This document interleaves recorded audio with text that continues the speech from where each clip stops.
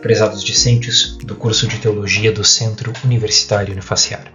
Sou o professor Dr. Diego Wingert e esta é a videoaula do tópico 5, denominado Categorias Retóricas para se apresentar o Evangelho, da disciplina de homilética. Com satisfação é que damos prosseguimento ao nosso conteúdo didático, entrando nesta que agora é a nossa fase técnica, podemos assim classificá-lo. Essa abordagem um pouco simbólica tem, na verdade, um teor literal, sem exagero, como já referido nos nossos encontros anteriores, nas videoaulas, das 4 iniciais videoaulas. Em alguns momentos citei que, a partir do nosso quinto tópico, mais especificamente somando o conteúdo tanto deste quanto do próximo tópico, estaríamos entrando então numa fase que, dentro aí do que é prático e até mesmo próprio de se definir como a fase mais tecnicista de todo este conteúdo de análise homilética, ou seja, de estudo da área da homilética.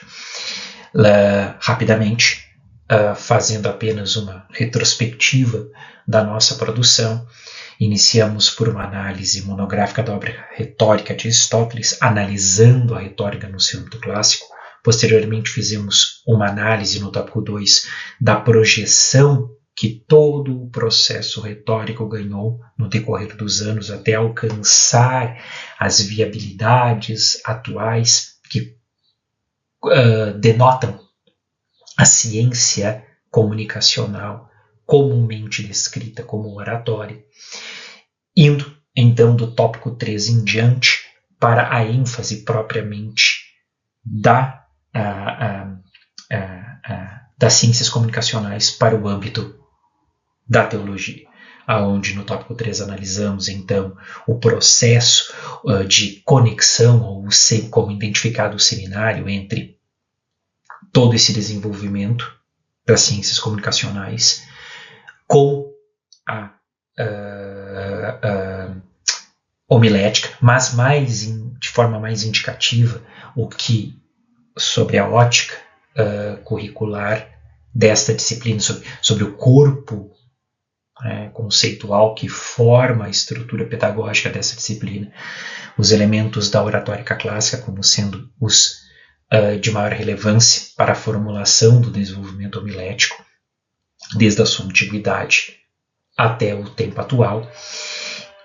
No tópico 4, entramos definitivamente então na conceituação de homilética, da ciência homilética, e os tópicos 5 quanto os 6 futuramente entramos na sua constituição técnica, ou seja, como aplicamos de forma efetiva a ação retórica.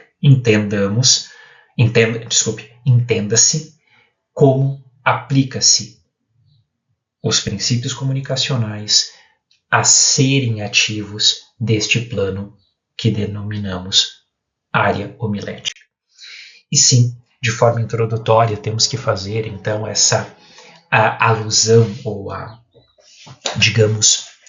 vinculação por meio do seu elemento que denota o seu status. Status, entenda, tanto do critério daquilo que o corpo teórico aquilo que o corpo teórico forma para aquilo que de forma decorrente aplica-se como a prática, ou seja, o pragmatizar desta teoria. E não resta dúvida que se precisamos de um elemento não apenas indicativo, mas sim material, que traga materialidade a esta projeção, o processo que leva da teoria para a prática, como o ato simples de como se configura a pregação cristã. E a pregação cristã se configura em formas, e aqui já cabe o fator denotativo, que também é indicativo, que está desde das primeiras abordagens contidas no material literário desta disciplina, onde um jogo de termos que se dão basicamente sobre 3 vocábulos, tipos, formas ou categorias. Inclusive uma destas está vinculada ao título deste tópico. Mas, a rigor, todas, de alguma maneira, têm uma representatividade, todas representam o mesmo fim, todos têm, em determinado contexto, uma similaridade.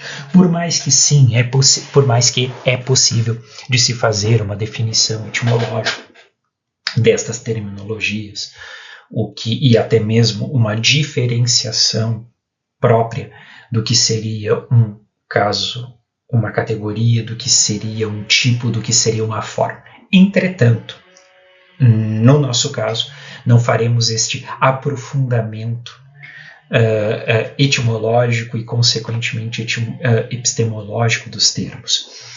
Para nós, eles, de fato, recorrem a um propósito único, como acabo de dizer, ao mesmo fim, que é dar uma forma sobre um ângulo, sobre a perspectiva de tipificar, mas, consequentemente, atribuir como categoria, por isso símile, da pregação cristã. Entenda-se como ela passa a ser vista, entendida e assimilada dentro do campo das ciências homiléticas, de uma forma um tanto quanto utilitarista, ou quiçá aqui até mesmo mais pragmatista, como um estudante ou pesquisador de teologia, que consequentemente passa a ter esta formação, a aplica.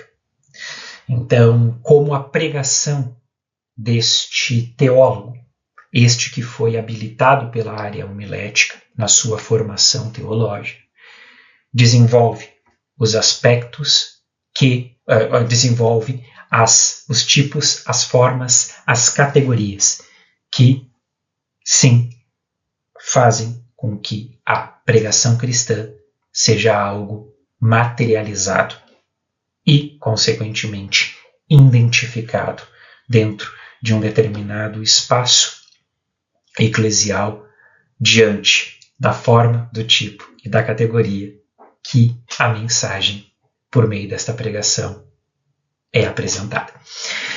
Veja, às vezes eu tento não ser, queridos, desculpem, você já fiz essa observação da minha prolixidade, e às vezes eu de fato caio num campo um pouco especulativo, e toda especulação, por critério, ela tem uma conotação de tópico.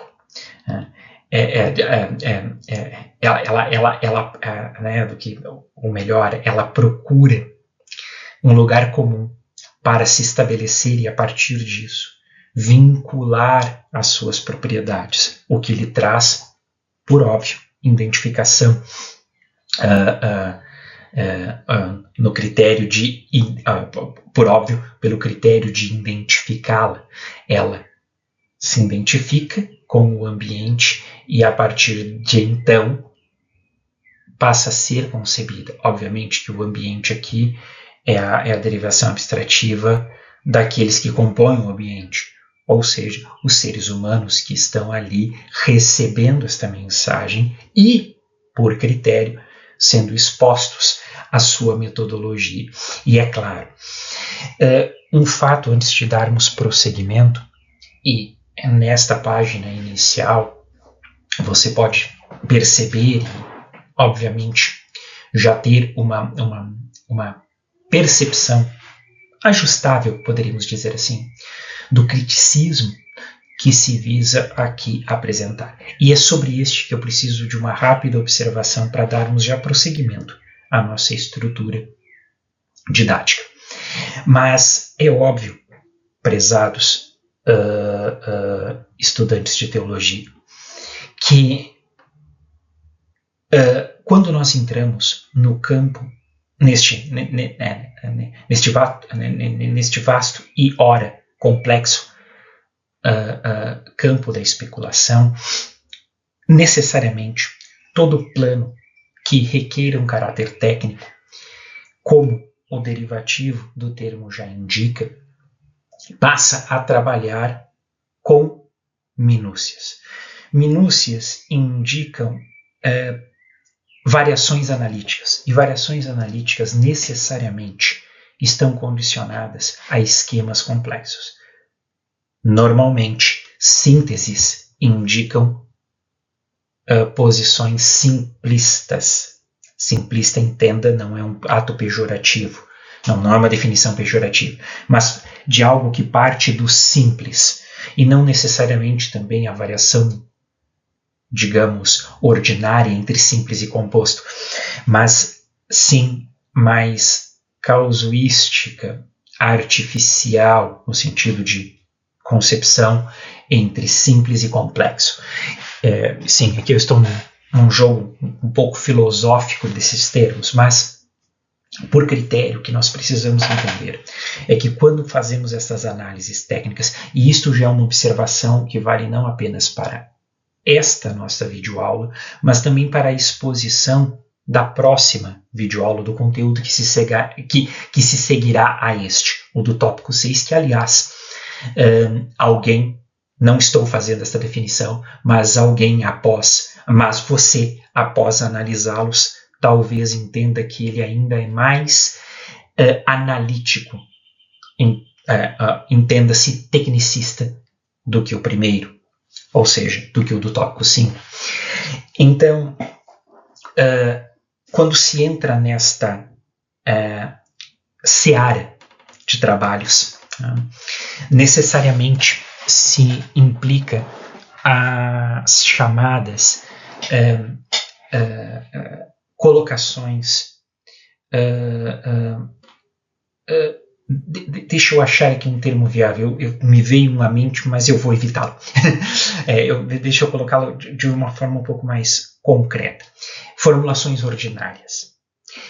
E essas formulações ordinárias, no campo analítico, entenda-se, repito, estou sendo repetitivo, mas isso é importante frisar, da tecnicidade, da elaboração técnica, requer-se viabilizá-la sempre para o âmbito do cotidiano. Cotidiano, entenda-se, também não um termo pejorativo, mas do ordinário da ação. Ora, estamos na ciência homilética, que está ensinando ou capacitando o estudante pesquisador de teologia a reconhecer esta área e utilizá-la para o bem da proclamação do Evangelho de Jesus Cristo. Seja este em qualquer área de ação predominante da teologia, sempre insistindo, partindo da pressuposição das áreas macros, bíblica, histórica, prática e sistemática. Mas, dentro desse campo, nós temos que entender que a tecnicidade, ela vai, em alguns momentos, subsidiar ações que ora se mostram utilitárias, ora se mostram voluntárias. O que eu quero dizer com isso? Dá a impressão ao estudante de que aqueles recursos ali empregados, se não pouco, em alguns contextos, nada são observados no plano da realidade. Bem, primeiro, isto é um ledo engano, porque sim, estas estruturas implicam-se a ação da realidade. E, aliás, aquele que utiliza dos recursos conhecidos, entenda-se, o estudante pesquisador de teologia que passou por esta formação e aplica estas diretrizes, ou seja, ocupa-se do valor da homilética como também uma ciência aplicável. Por isso, sempre valiosa lembrança de que para este currículo, segundo a concepção, obviamente segundo a concepção primária do seu autor, que é este professor, a homilética é uma área afim, cheia de recursos, obviamente estruturada, e essa estruturação ela é qualitativa no sentido de ser valiosa, ter muitos, ser qualitativa e qualitativa, ou seja, ser valiosa e ter muitos implementos que capacitam a proclamação teológica. Quando aplicados, eles viabilizam a proposta a proposta final do seu fim, repetindo, a proclamação do Evangelho. Mas, sim, em alguns momentos, até um certo ar de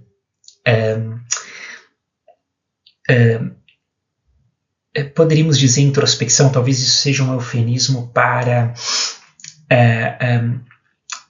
um recuar nessas medidas, ou não dar a devida atenção a elas, um literal refrear para o uso destes instrumentos, porque se entende que eles são, no critério ativo, não propriamente viáveis. Isso é um ponto muito importante, porque neste tópico nós vamos analisar formas diferentes de sermão, e no próximo tópico nós vamos estar analisando a estrutura pode ser viabilizada a partir da metodologia que é apresentada por uma destes tipos, formas ou categorias parinéticas. Isto também é um termo pomposo, mas técnico, que viabiliza simplesmente a concepção do sermão, que eu, aliás, há uma outra terminologia usual, símile, chamada sermônico ou sermônica, que eu, admito dizer, acho que na língua portuguesa fica um tanto quanto cacofônica. Mas o que importa nesta observação é entendermos que a viabilidade técnica aqui apresentada é absolutamente aplicável. Repito, o que se utiliza aqui como requisito para identificar, analisar e implementar estes tipos, formas e categorias parenéticas, ou seja, destes sermões, sim, é absolutamente aplicável.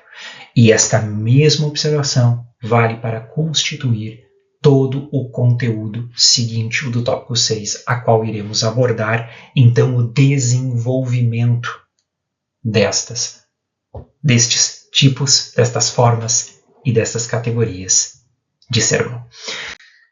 Mas, entrando propriamente no nosso conteúdo, passamos ao primeiro dos seus representantes, o chamado sermão temático, que assim como a sua nomenclatura já indica, baseia-se na estrutura central, baseia-se em uma estrutura conceitual que centraliza a mensagem, ou melhor, da vazão teórica para ela, do seu ponto de partida para outro.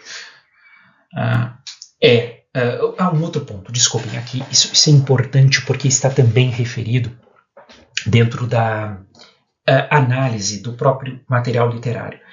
Quando vocês provavelmente perceberão que este professor buscou salientar com afinco, com exceção propriamente, o afinco, eu digo, a observação mais apurada, com exceção no nosso terceiro sermão, nosso terceiro tipo de sermão que será analisado,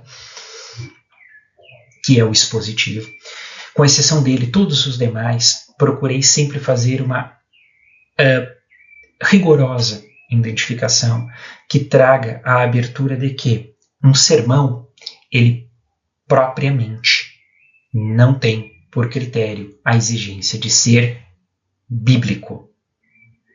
Sim, isto é uma investidura pouco utilizada, especialmente nos segmentos reformistas, que dedicam o plano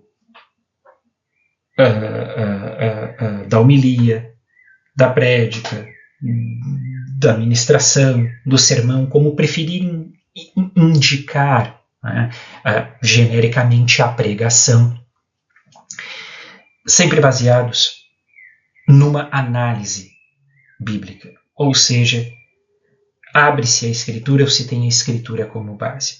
Entretanto, queridos e prezados, por mais que nós vemos ministros muitas vezes atrás de sobre um púlpito com a Bíblia aberta, mas se nós formos analisar uma respectiva mensagem, do seu início ao fim, nós veremos que, por mais que ela se baseie em um determinado trecho bíblico, por mais que ela utilize de um determinado texto bíblico para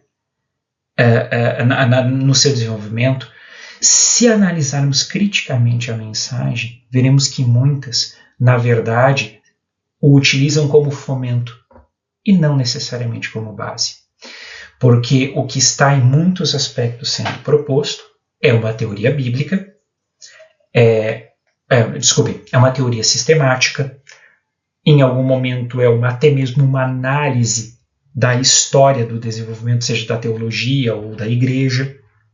Em outros momentos é uma clara proposta teológica em sentido prático, ou até mesmo amparando-se em perspectivas em áreas afins, como apologética, missiologia, patrística, entre outras, aonde, sim, passagens bíblicas fomentam e, sobre um critério de fundo, até mesmo estrutura, mas não necessariamente são a fonte primária ou, quem sabe, até mesmo secundária, isso, no sentido, a fonte estrutural daquela mensagem. Primário fica um termo um tanto quanto ambíguo.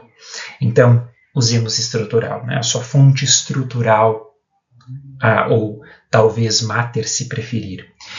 Então, isso é um ponto muito importante de ser signatário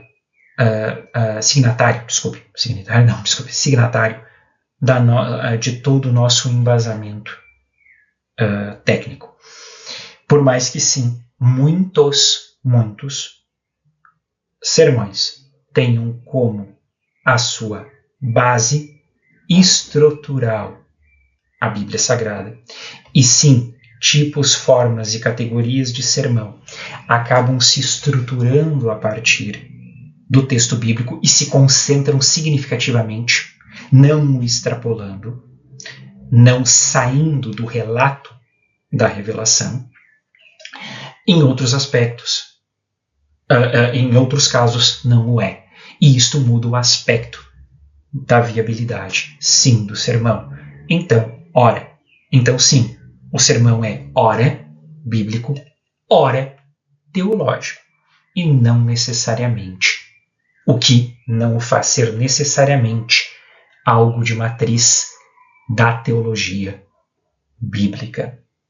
E aqui nem vou entrar no parênteses, aqueles que já tiveram a oportunidade de ouvirem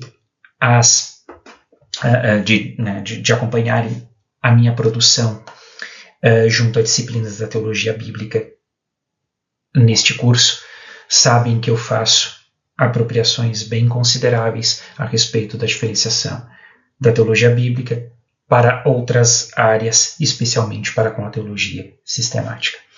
Mas bem, voltando propriamente à homilética e constitutivamente ao sermão temático, como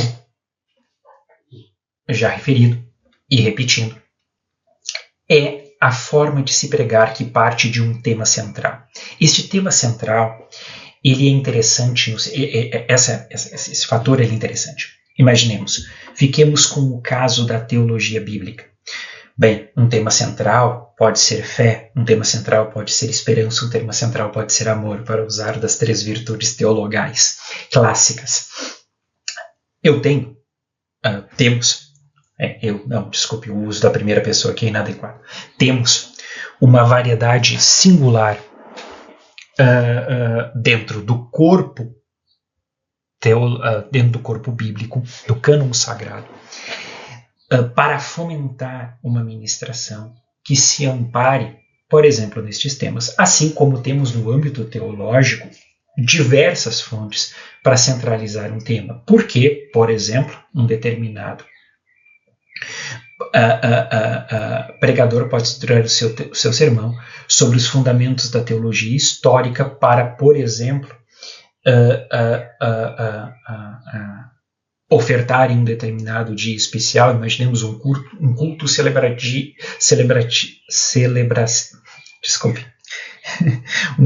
de celebração, a data da reforma, a clássica data da reforma, separada como dia 31 de outubro, e se basear sobre toda uma estrutura da teologia histórica para fomentar, desenvolver e, consequentemente, fomentar este seu sermão. Isto não vai deixar de ser um sermão temático. Como você vê na sua tela, ele basicamente se estrutura ou ele se dá em 2 variações que podem ser classificadas como básica ou básico, né? O gênero empregado independe, ou fundamental. Importante nessa separação é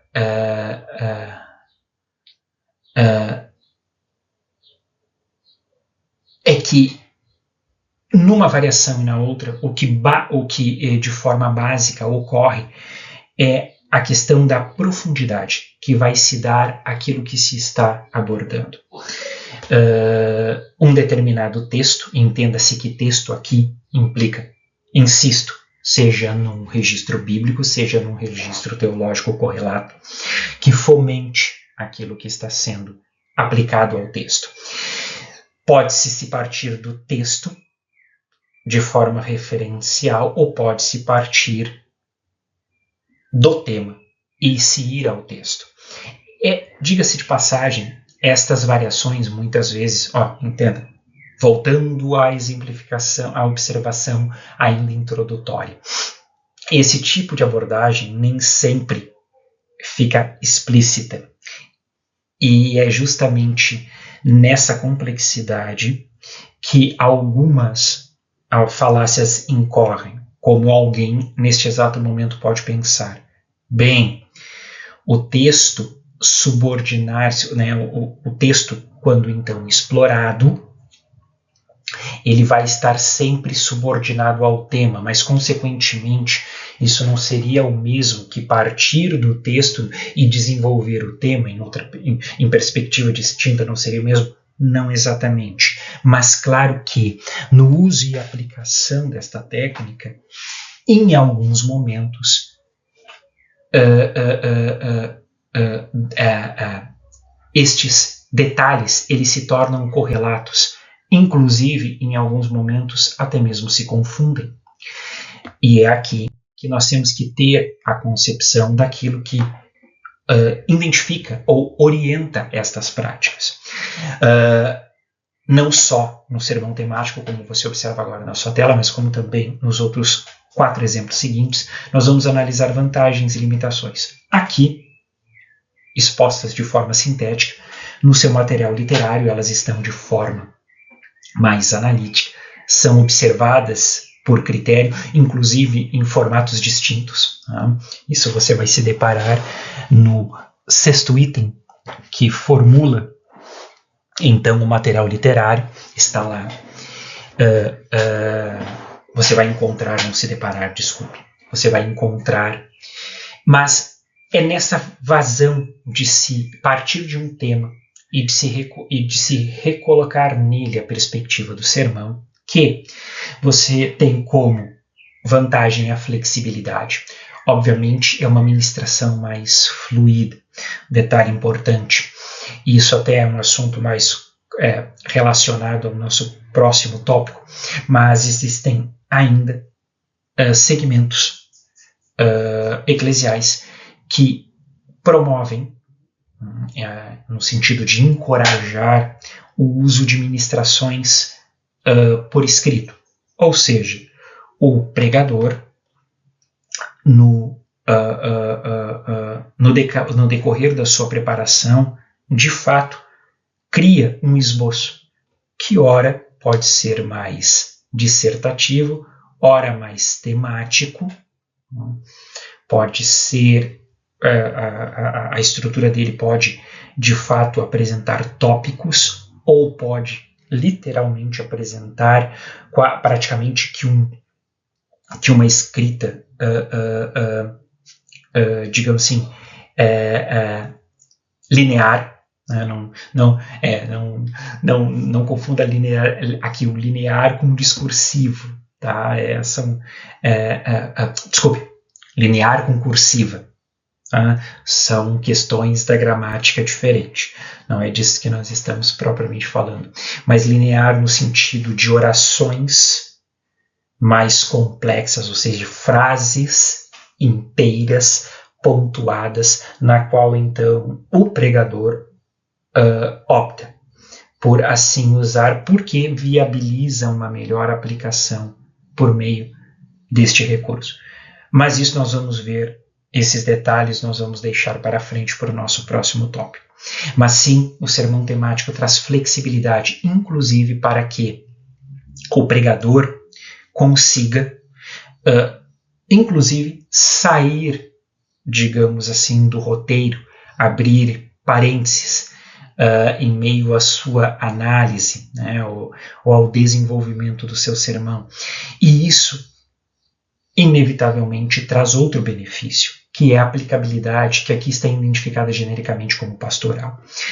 Quando essa perspectiva, eu digo genericamente porque o exercício ministerial pode estar sendo evangelístico, pode estar sendo de ensino, enfim, a viabilidade propriamente, aqui o termo ele é genérico apenas para indicar que quando a aplicação, quando o sermão está estruturado sobre a categoria temática, pode-se, ao analisar o ambiente e por vezes, se percebendo que nele há uma abertura para uma determinada colocação, se direcionar a mensagem para um determinado fim específico, aliás, em muitos aspectos isto é, por que não se dizer necessário, né? O pregador, diante da sua solene missão, de estar no exercício da sua vocação por parte de Deus, entende que há uma necessidade a ser suprida, uma ação onde deve haver encorajamento ou que deve haver exortação, mas visando a edificação desta parte do corpo, ele vai consequentemente, por meio da flexibilidade que o sermão temático possibilita, adaptar o seu sermão. Ou seja, o tema não vai mudar, mas sim a descrição, ou melhor, o roteiro, né, que ele havia estruturado sofre alterações. E isto é uma vantagem própria do modelo temático. As limitações para esse sistema é que, normalmente, ele passa por um reducionismo teológico.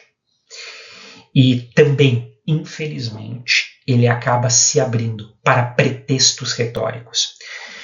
Entenda, a primeira questão como uma menor abordagem.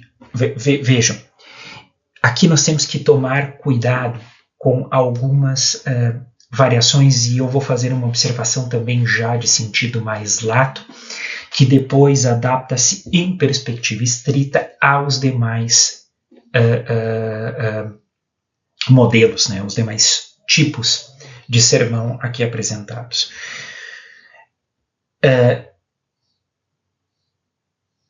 Se o pregador está com um sermão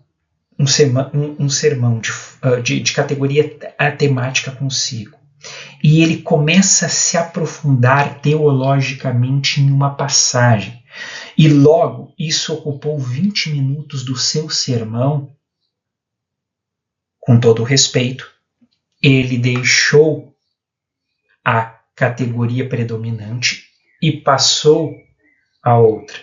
E um ponto importante, que também vai ser melhor salientado no nosso próximo conteúdo. Este é um dos maiores problemas que pregadores modernos apresentam, a saber, a confusão de estilos paranéticos. Eles desenvolvem um conteúdo que caracteriza-se sobre um modelo, contudo, na exposição deste sermão, eles desfocam. E neste desfocar, desfocam é um termo um pouco invariável, eles desvirtuam o modelo, se desviam dele e acabam trazendo uma confusão à sua ministração, uma confusão semântica à sua confusão. Talvez você já se deparou com casos. Quais? Inicia-se uma ministração. Ela se desenvolve com requinte elaboração até aproximadamente 20 minutos. Contudo, ela já está com 40 minutos de duração, só que quando ela já está com 40 minutos de duração, o interlocutor, o ouvinte interlocutor, a saber, o fiel que está ouvindo esta mensagem, já não tem mais lembrança de qual foi o tema base que estava sendo tratado, porque outros temas já foram incluídos, para usar aqui o exemplo concreto do sermão de categoria temática. E nessa disfunção, todos perdem, porque nem a mensagem no seu conteúdo, tanto bem elaborada quanto devidamente aplicada, já se desfez. Ou seja, o que havia de qualitativo em toda a projeção se perde pelo exacerbar quantitativo que se dá. Aliás, isto é comum, especialmente em pessoas. Claro, vamos lá, meus prezados, estamos aqui para aprender, então isso não é uma prática de desconstrução, ou menos ainda de uma digamos, indicação pessoal, no caráter individual, para qualquer fim, por isso que, em hipótese alguma, nomes seriam citados, exemplos, até mesmo de figuras mais referenciadas do meio eclesial, que não passaram por uma devida formação teológica, mais especificamente por uma devida formação homilética, e que cometem equívocos crássios na sua exposição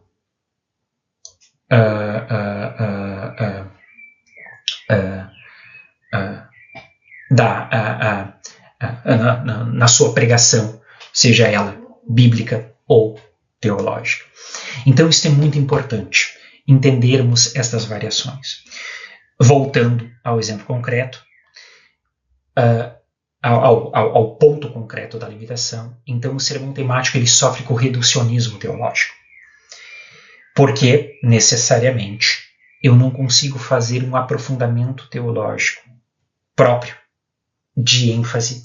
Eu até consigo, sim, um desenvolvimento planificado e ostensivo do tema, mas não aprofundá-lo, até porque se eu for aprofundá-lo, eu até posso fazer isto, mas apenas com uma adição de tempo extraordinário, o que, também por critério, prejudica em muito uma ministração. Isso é assunto da próxima aula, mas já valendo-se do ponto aqui, prezados e valiosos estudantes de teologia, atuais ou futuros pregadores, Creiam, uma ministração superior a 30 minutos deixa de ter valor qualitativo naquilo que se regula a mensagem. E sim, algumas apropriações devem sempre estar nesta abordagem, como, por exemplo, a ação sobrenatural da pessoa do Deus Espírito Santo agindo por meio da sua palavra. Entretanto, isto não desconfigura a realidade humana, que está à mercê de todas as suas vicissitudes e limitações para captar essa mensagem. Então, Deus opera milagres por meio da sua palavra, pelo simples citar de uma parte dela, ao exaustivo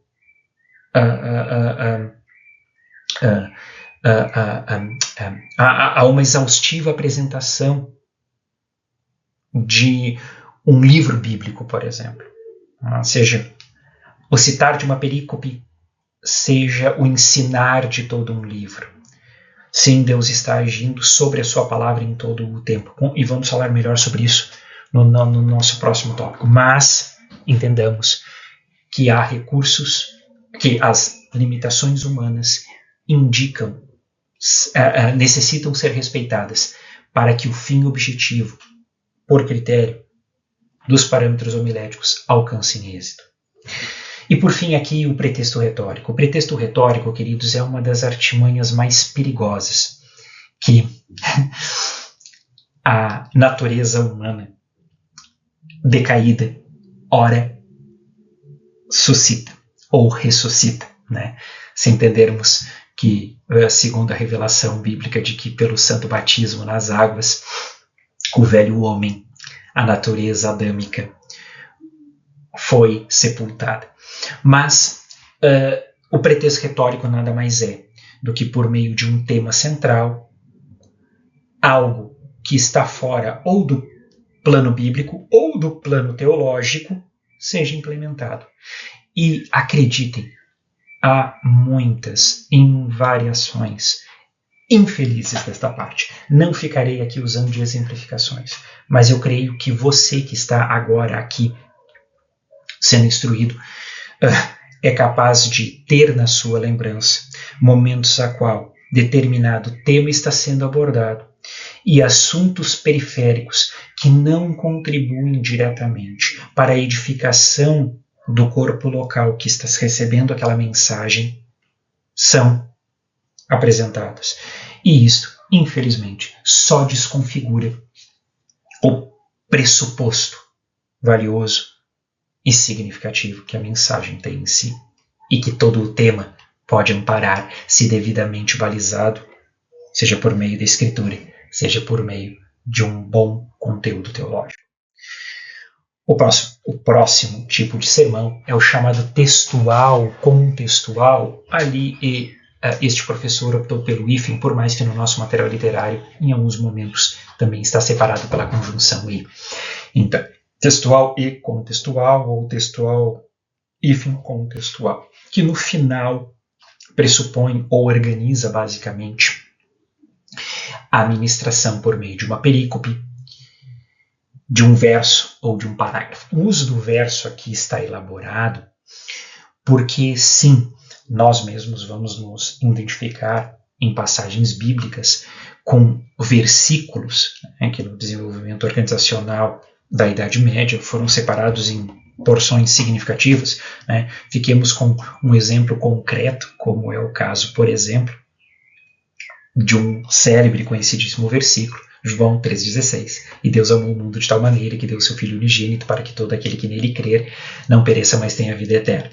Bem, esta minha citação, segundo a versão João Ferreira de Almeida, revista atualizada na sua edição de 1993, aqui implica o ângulo de que, sim, neste verso pode-se se desenvolver um sermão textual. Mas, normalmente, a contextualidade requer um campo um pouco mais amplo daquilo que, normalmente, as projeções bíblicas modernas já trazem como estruturas de contexto, ou seja, de temas. Nem sempre elas são bem organizadas, diga-se de passagem, mas cabe a referência. E é claro, parágrafo ali também é um termo genérico para você, por exemplo, estar diante da necessidade de uma ministração, digamos, de ordem, vamos pegar uma área afim aqui, missiologia, e você quer explicar o processo, o que significa a variação a missiológica do desenvolvimento do autoevangelismo junto à missão, né? As comunidades geradas e sobre elas ser validado o princípio da autoevangelização. Bem, você pode acessar um manual bíblico, você pode acessar um livro de missiologia, você pode acessar até uma teologia sistemática, quem sabe um dicionário teológico que traga informações sobre esta teoria teológica. E ali, o que seria um dicionário, um verbete dele, e desenvolver a sua ministração de forma contextual, contextual, a partir deste verbete, que ali está genericamente, a propressão termo, está no etc., porque o parágrafo está em outro condicionamento. Mas, enfim, então esta é a estruturação que forma então o chamado sermão textual e contextual, muito utilizado, diga-se de passagem, em pressuposições. E aqui uma variação interessante. Muitos desenvolvem sermões de caráter textual, contextual, imaginando que estão estruturando sermões expositivos.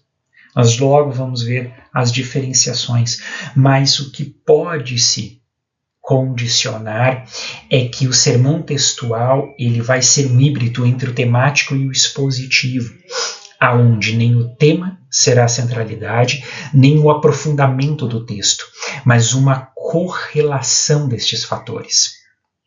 E isto implica-se em uma descrição textual-contextual, no âmbito de categorizá-la, obviamente. As suas vantagens, como acabo de referir, a principal, podemos assim indicar, é o equilíbrio entre tema e texto.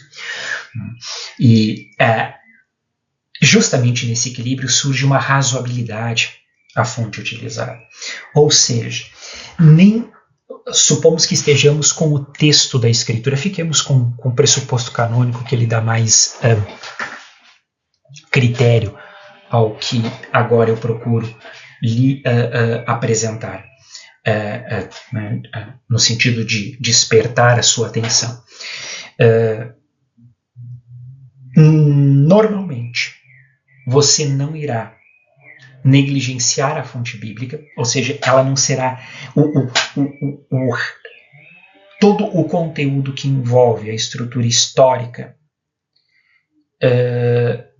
teológica, sentido genérico, os detalhes literários que fomentam aquela passagem bíblica e necessariamente também explicam, não são menosprezados. E, ao mesmo tempo, você tem o vínculo entre uma ideia central que você quer ensinar daquela passagem, sem um aprofundamento exagerado, sem um aprofundamento dos detalhes. O exagerado deixe de fora por enquanto. Um aprofundamento dos detalhes.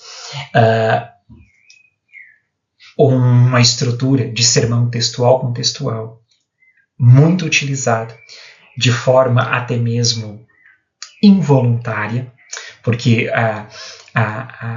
muitas vezes o pregador imagina que está em uma estrutura expositiva, ele está aplicando um tipo de sermão expositivo, mas na verdade o que ele está sim fazendo uma construção textual, contextual, daquela passagem se dá, por exemplo, quando um determinado pregador, na sua estrutura, no seu calendário litúrgico, opta por ensinar as parábolas de Jesus. Pegamos um exemplo clássico, as parábolas contidas no capítulo 13 do Evangelho de Mateus.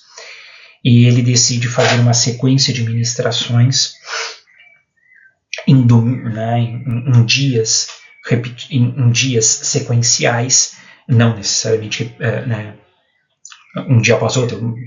Pode ser, por exemplo, em atuações litúrgicas dominicais, mas, ou seja, em cada celebração, independentemente do período, ele faz a aplicação de uma perícope, de um contexto que formula uma destas abordagens metafóricas que Nosso Senhor utilizou, ou seja, o uso das parábolas para o ensino. As limitações do sermão textual estão especialmente na restrição do escopo e no risco de fragmentação e a superficialidade que dele causa. Ao mesmo tempo que o sermão temático nos dá a possibilidade da abertura e a flexibilidade por meio dele, o contextual restringe. E esta restrição, muitas vezes tem que ser observada. Porque, usando o mesmo exemplo que eu acabo de citar, e aqui identificando as duas restrições, as duas limitações observadas, imaginemos que eu tenho, junto a uma parábola encontrada no capítulo de Mateus, especificamente o capítulo 13 de Mateus, por exemplo, em um determinado momento, eu faço a citação, normalmente ali referida como a parábola do fermento, mas não mencione, por exemplo, a ausência dela no Evangelho de Marcos, mas deixe de citar a sua referência no Evangelho de Lucas, que, aliás, é um pouco maior do que no Evangelho de Mateus. Traz mais detalhes, mais, claro, pontuais, né? Nada exorbitante, mas sim referencial para que seja abordado na ministração. Ora, se não o for, isso denota que a pregação contextual acaba de ser prejudicada porque uma das suas limitações não foi devidamente explorada. Passando ao sermão expositivo, e sim, ele é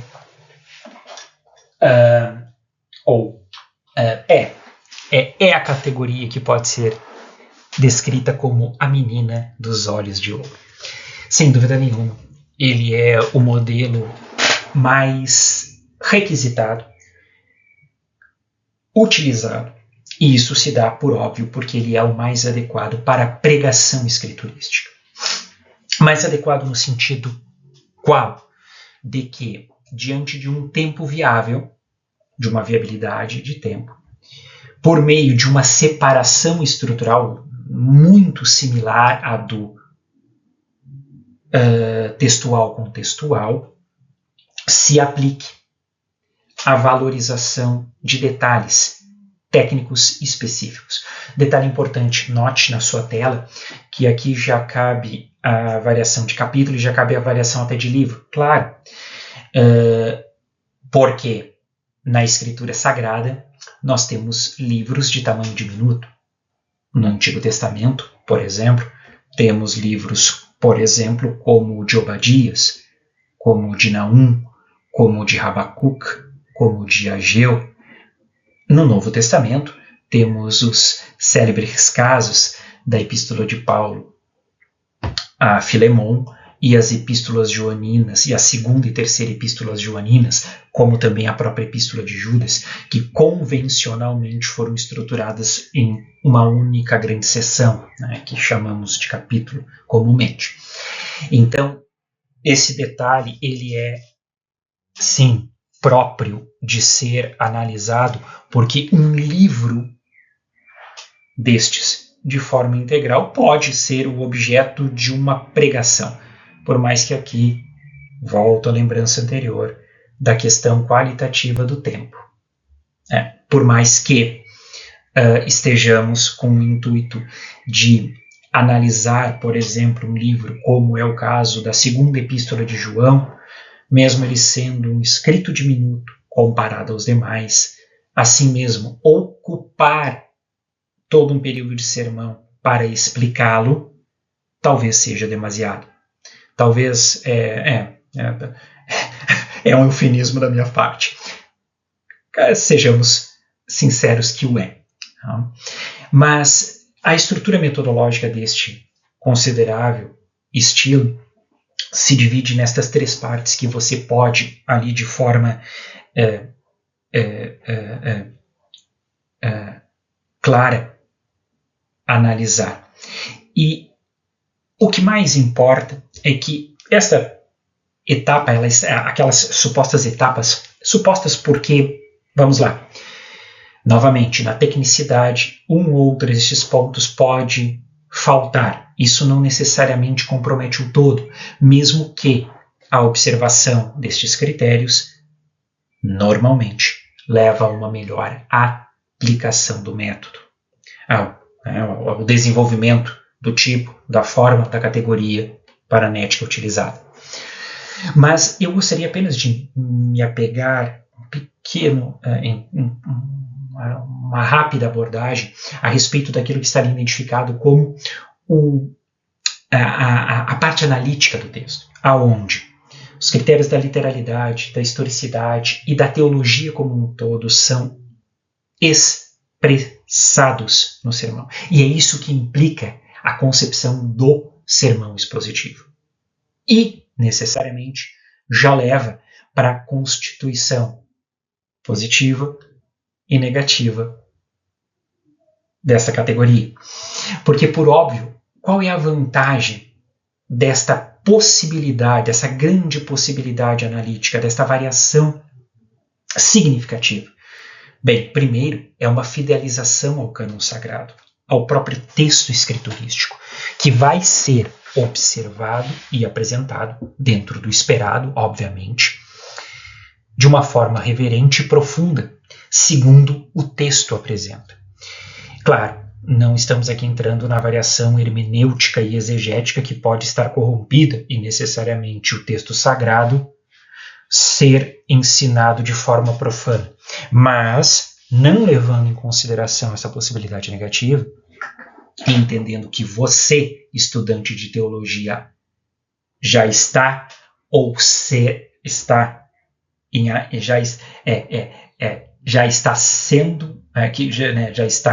que está sendo habilitado, se já não está em ação, estará para assim proceder, entenda-se, de forma reverente para com o texto sagrado.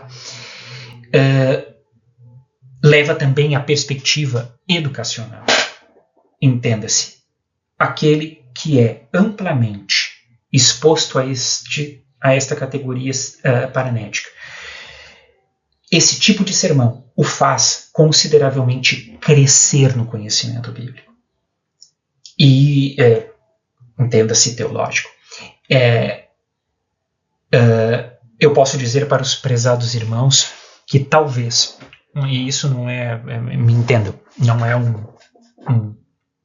é apenas um agregado informativo, é um agregado informativo, não é propriamente uma inclinação ou uma indicação de validação a métodos confessionais ou denominacionais. Mas, por exemplo, um dos lugares onde o método expositivo é amplamente aplicado e, na grande maioria dos casos, bem exercido, são nos ambientes denominados de forma genérica como escolas bíblicas dominicais.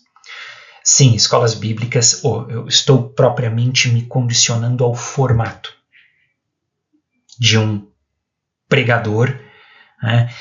Ali é barra professor, né?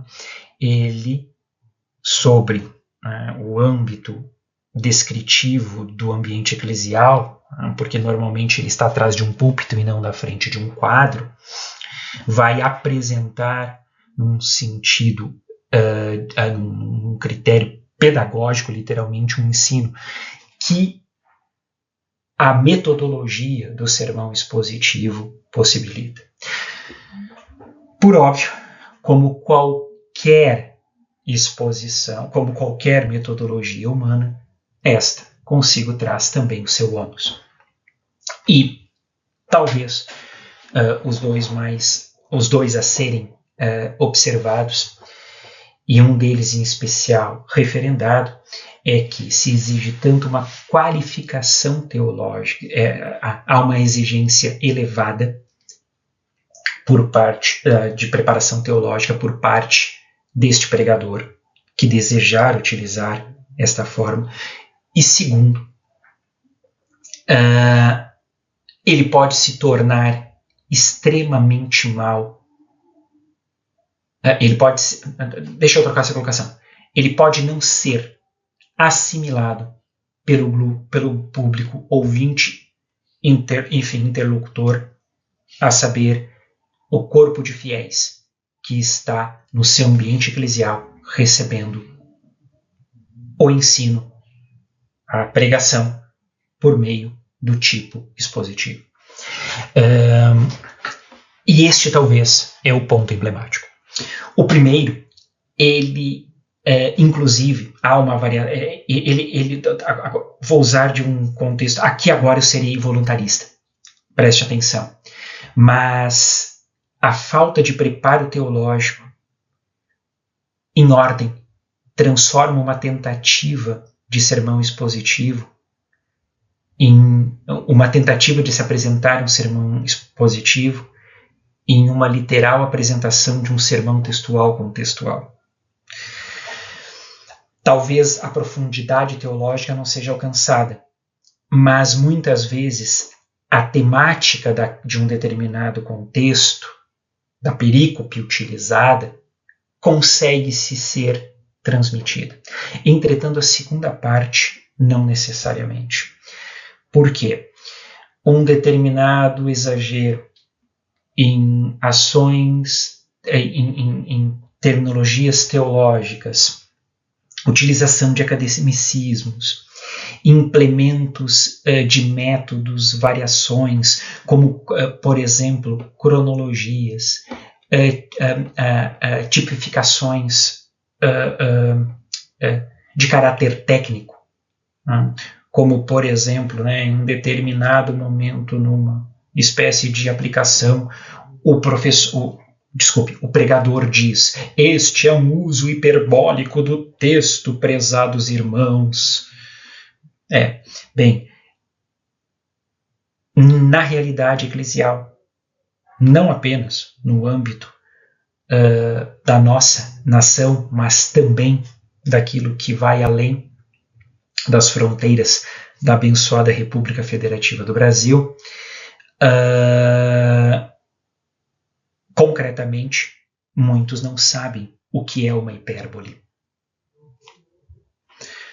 Então, eu tenho a necessidade de, sim, explicar uma determinada passagem bíblica que usa de uma linguagem hiperbólica como uma simples aplicação de um tom de exagero retórico. Ou seja, o escritor queria dizer com aquilo, com aquilo enfatizar uma determinada questão. Então veja, o sermão expositivo ele incorre neste risco.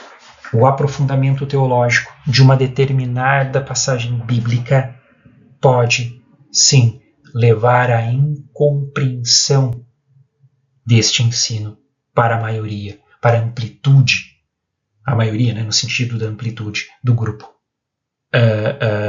de fiéis ali reunido ou exposto àquela ministração. Chegamos ao sermão de um ponto. O sermão de um ponto ele é interessante porque ele é uma técnica significativamente pouco utilizada, mas mesmo assim existente e que vale ser observado. Ele basicamente, como também a sua terminologia indica, ele não se denota, diferentemente da perspectiva temática, há uma centralidade. Desculpe. Igualmente, a perspectiva temática há uma centralidade. Contudo, a perspectiva temática do tema, algo mais amplo, enquanto que o de um ponto só é uma ideia de um sermão, de um contexto mais estrito.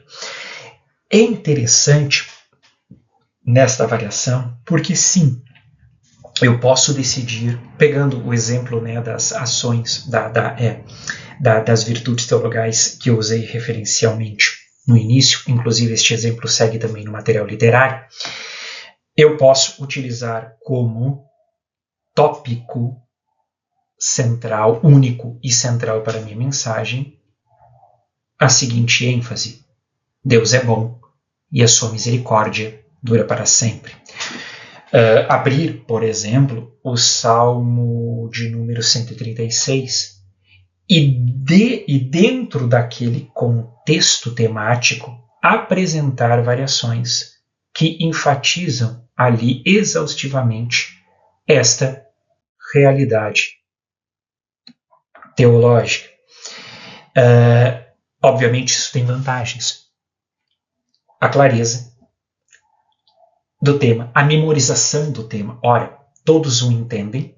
E segundo, todos são capazes de sair dali com a seguinte perspectiva: Deus é bom e a sua misericórdia dura para sempre.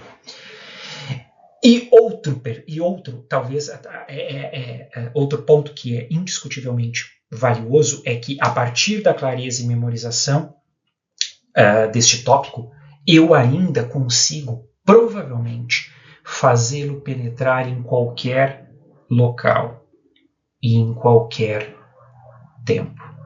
E aqui também são duas abstrações que denotam que, independentemente do dia, da hora, do momento, na cidade, estado, país, continente que eu estiver, esta mensagem provavelmente é viável. E esse viável é quase que um extrato lógico de um plano inteligível. Realmente, dificilmente encontraremos pessoas que não compreendam a mensagem. Entretanto, aqui já implica-se as suas limitações. A primeira delas é que essa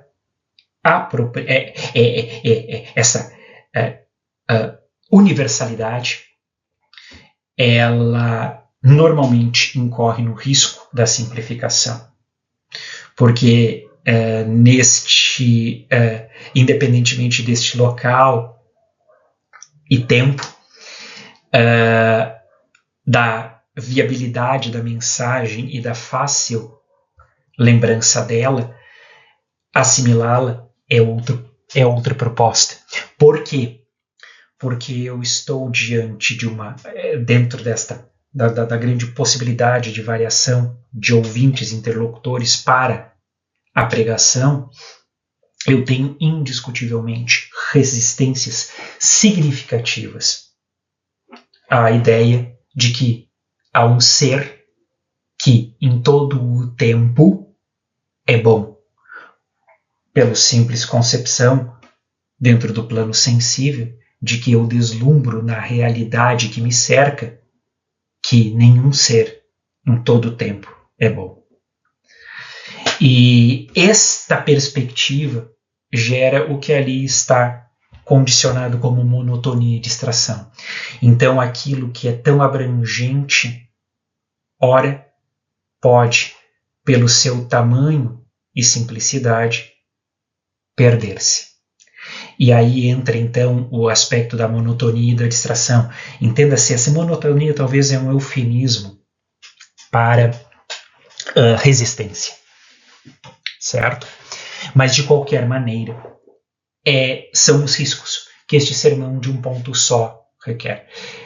Diga-se de passagem, usando aqui de uma exemplificação prática, isso não é muito praxe deste professor e não sei se dos demais, mas me recordo de um momento e me permito apenas compartilhar isso. Uma das poucas vezes que utilizei deste recurso foi em um ato evangelístico, em meio a uma área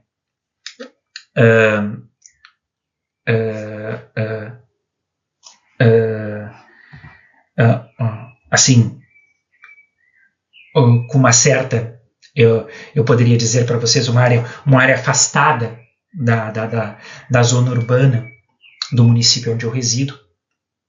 E no implemento, à época estava em voga uma canção aí que tomou o Brasil, que basicamente citava trechos do Evangelho de Lucas, mais precisamente a respeito de um homem de baixa estatura que subiu em uma árvore para ver Jesus. Então, assim como Zaqueu fez, e foi sobre esta ótica que eu repetidamente falei a necessidade de que aquelas pessoas tomassem uma posição. E, aliás, é um fato um tanto quanto interessante. Diga-se de passagem, pela graça maravilhosa de Nosso Senhor, tivemos um resultado muito abençoado no ato evangelístico e de misericórdia, um trabalho de misericórdia, de capelania junto àquele local também. Mas uma coisa era fato. Ao mesmo tempo que havia um determinado grupo focado, havia um outro absolutamente distante. E isto são os riscos desta simplificação, que o método do sermão de um ponto traz. Prosseguindo, chegamos ao nosso último exemplo, o sermão de 4 páginas. Este é um dos métodos mais, digamos, recentes e estruturados pelo teólogo Paul Scott Wilson. E ele basicamente se desenvolve sobre uma metodologia sensível que capta, a partir de uma ação dialética, a perspectiva que se visa construir para a realidade do ouvinte. Como você vê na sua descrição, e insisto, nosso material literário está mais bem acabado, além de que, junto ao material bibliográfico, há a própria obra de Wilson, que especifica com um requinte significativo e uma qualidade de ensino que eu classificaria como boa, a formatação deste método. Mas, basicamente, ele concentra-se sobre esta ação quádrupla, aonde o pregador, propriamente, a partir de um exemplo bíblico, detecta um problema existente. E, parênteses, muitos problemas foram, graças a Deus, registrados no compêndio sagrado. Fecha os parênteses. Logo depois, e sim, há uma viabilidade concreta nesta metodologia, é agregar este problema a uma realidade vigente. Entenda-se, a um problema atual. E sim, os pecados de outrora são os mesmos pecados de hoje e, consequentemente, serão os mesmos de amanhã, e a falência causada por todo o processo do lapso humano para com as prerrogativas divinas gera consequências no passado, que estão registrados no texto bíblico, como geram no tempo odier. Então, sim, quando eu disse que a perspectiva dialética no plano sensível, ele é absolutamente realístico. Isso nós temos que conceber. Por mais que há algumas críticas, bem, isso fica por critério das limitações. Vamos prosseguir. E depois, feito essas duas detectações, se passa primeiro para compreender a solução bíblica e segundo, para adaptar esta solução bíblica para o problema atual, que, aliás, se não é o mesmo, é similar. Esta é a perspectiva. Qual a vantagem desta metodologia? Bem, ela de fato vai conectar a realidade escriturística à realidade humana. Entenda, odierna, contemporânea, atual, ou use qualquer outro sinônimo referente a descrever o tempo presente. Depois, ela literalmente se utiliza, e isso aqui é um plano de caráter literário, do estilo narrativo. Este termo narrativa, nos dias atuais, é um tanto quanto desconstruído e foi tornado, não sem devida causa, até mesmo um adjetivo pejorativo. Inclusive, pejorativo. Contudo, o estilo narrativo é formidável para, para se desconstruir mentiras e condicionar a verdade. Aliás, o texto bíblico, em última instância, é uma narrativa do plano de salvação de Deus aos homens. Então, o Sermão de Quatro Pontas usa do processo narrativo, do estilo narrativo de forma elementar na sua constituição, o que o faz ser significativamente valioso. Um ponto interessante: muitos sermões atuais de caráter temático e às vezes de caráter textual contextual usam das bases do sermão de 4 páginas, do sermão estruturado sobre esta viabilidade dos 4 movimentos. Mas desculpem, se em algum momento aqui no vídeo eu utilizei uma terminologia diferente para descrever o sermão de 4 pontas, por favor, errata para tal, sermão de 4 páginas, eu não sei se falei 4 pontos, me desculpem, equívoco aqui, ou seja, ato falho deste professor que está com você descrevendo formas, e formas condicionam, pelo menos de forma implícita, símbolos, então é por isso que houve o ato, se ocorreu, falho. Mas o sermão de 4 páginas, então, se estrutura dentro de outros modelos. Isso não tem propriamente isso não traz propriamente um problema. Contudo, é interessante se ter o conhecimento desta variação e aplicá-la na sua metodologia, observando a sua elementariedade, para dele se extrair os melhores benefícios, obviamente visando a proclamação do Evangelho. Bem, quanto às suas limitações, a primeira observação, ela por alguns pode ser considerada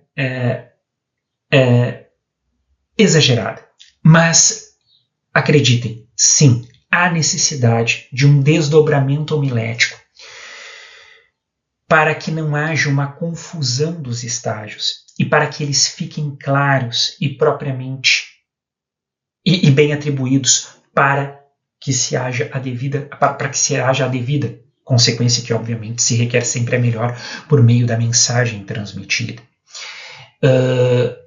Por fim, há sim um risco formal de artificialidade nele.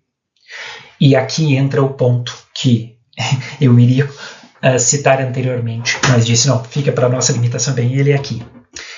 Obviamente, todo artifício é algo que foi, por definição, causado. Entenda-se, ele não é inato. Então, a construção deste processo, partamos do esquema.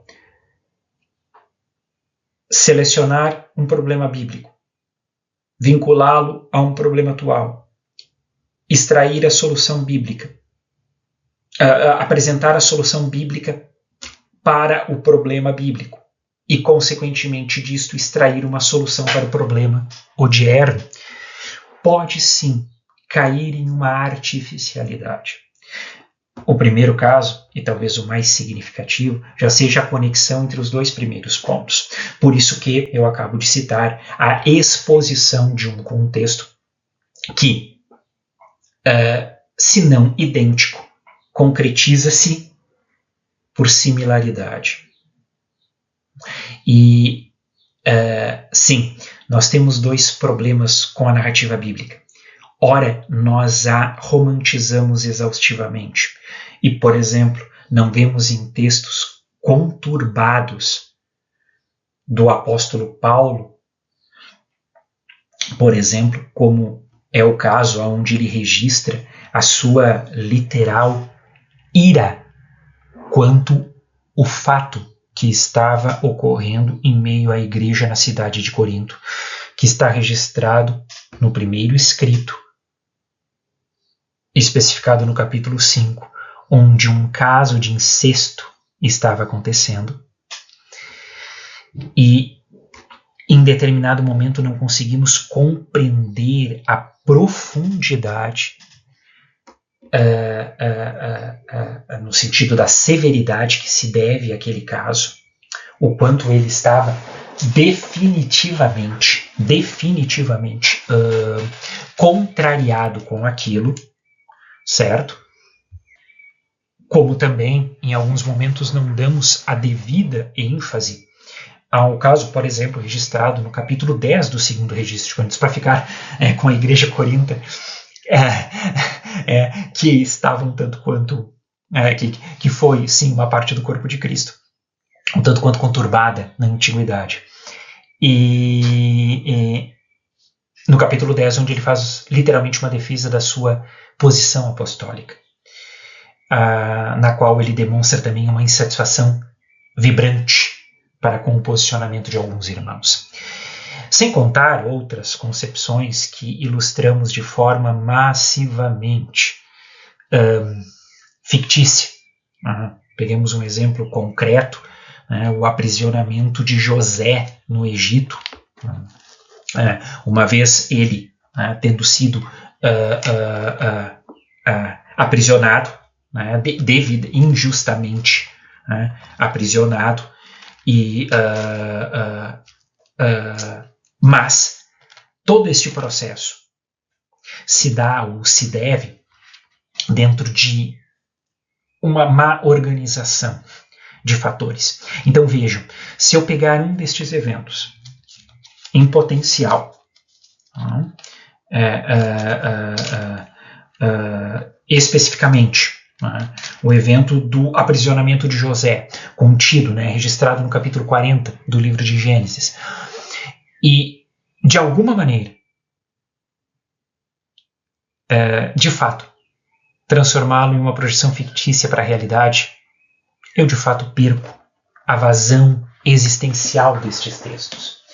Então, sim, há riscos na aplicação dessa metodologia. Ela contém limitações e temos que observá-las. Por fim, entramos entre paralelos e contrastes que definem, então, essas categorias paranéticas. Aqui vou me vedar, seguindo a metodologia solicitada pela coordenação, pelos parâmetros pedagógicos da coordenação do curso, de não fazer a leitura propriamente destes, das variações que surgem na sua tela. Mas, basicamente, o plano temático, o textual, contextual, o expositivo, o sermão de um ponto e o sermão de 4 pontos vão ter, entre eles, sim, pontos que os unem e pontos que os distanciam. Há uma vazão dialética. Inclusive, no seu material literário, existe uma formatação em quadros que esta projeção dialética está também numa projeção qualitativa, inclusive relacionando o que é de maior ou de menor exposição em cada uma destes tipos, destas formas, destas categorias de pregação. Finalizamos esta nossa aula, então, trazendo apenas algumas observações pontuais, mas que carecem, sim, de atenção e, de alguma maneira, elas também já trazem, digamos que, um preâmbulo para a introdução do nosso tópico 6, ou do conteúdo final que encerra a disciplina de homilética. O primeiro fator é que, evitando os romantismos, agora mesmo citados, categoricamente afirma-se sobre critério técnico que não existe um modelo que possa ser considerado perfeito, nem sequer absoluto na sua projeção. Qualquer um dos modelos deixa, por meio das suas limitações, deixa lacunas, mesmo que por meio das suas vantagens, sim, exerça grande, mas estou sendo agora enfático, né? Oferece de forma grandiosa, seria ainda irei para o superlativo, benefícios ao objetivo que está descrito, obviamente, também neste corpo final, que é a transmissão fiel do Evangelho de Jesus Cristo. Cada um destes tipos, destas formas e dessas categorias se suprem, porque, diante das suas especificidades, eles vão integrar-se e, sobre o cálculo crítico, então, ao se analisar a realidade presente, se opta, diante das necessidades apresentadas, se opta por um deles para se aplicar, para se oferecer ao corpo de Cristo local, a realidade eclesial a qual estamos servindo. Ou seja, a partir da leitura da realidade que se apresenta diante do pregador, ele, fazendo a melhor escolha, buscando a melhor escolha, opta pelo melhor modelo, o melhor tipo, a melhor forma, a melhor categoria paranética a aplicar. Seja em um caso o sermão temático, em outro sermão textual-contextual, em outro sermão expositivo, em outro sermão de um ponto só, em outro o sermão de 4 páginas.